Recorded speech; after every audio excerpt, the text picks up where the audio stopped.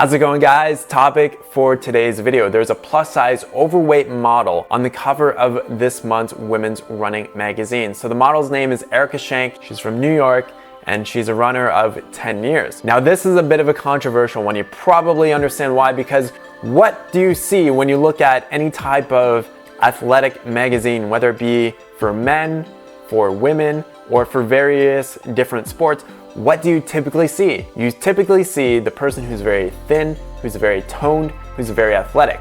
You don't see people that are overweight. Why? Because most people want to have that very thin, athletic, toned body. They don't want to be overweight. But what does this do? When you see all of this marketing and you see all of this advertising, basically setting up this expectation that you need to look a certain way in order to be healthy and to be happy, it basically puts this unrealistic expectation that you need to look like that. And for most people, that's not going to be realistic for their lifestyle. A lot of these cover athletes, basically, they're top level athletes. This is what they do. Now, something that I want to point out is that just being thin does not equate to being healthy. And I think that's a common misconception in the world, is that thin people are healthy people. On the other side of the coin though, being obese or being overweight is not healthy either. It's a precursor for having diabetes, it's a precursor for having heart disease, autoimmune diseases. It's not being healthy. But being thin does not guarantee that you're gonna be healthy, because you can be thin, but you can also have an alcohol problem, you can have drug addictions, you can have lots of things going on. But just because you're thin doesn't mean that you're going to be healthy. Something else to consider is that elite female athletes have eating disorders at twice the rate of the average woman.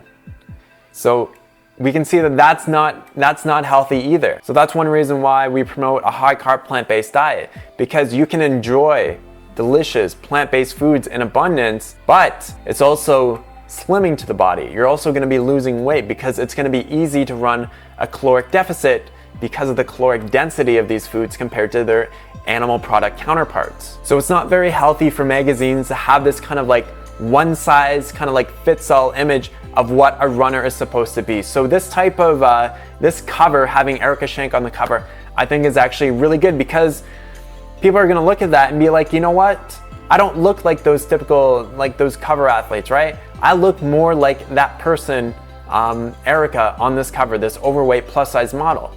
So people are gonna feel a lot better about, themselves, because they don't have that really slim toned body that is really, it's just so pervasive in our society. It's like you have to look like that. You need to look like that if you want to be happy and healthy. So all in all, I think that this is actually a good, healthy thing to see covers of magazines like this. I think it definitely promotes having a healthier relationship with your body and having a healthier relationship with food as well. So what are your thoughts on this? What do you think about this? I want to hear your comments down below.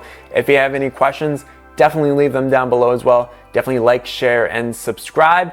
Thanks so much for watching, guys. Have a great day. Talk to you soon. Peace out.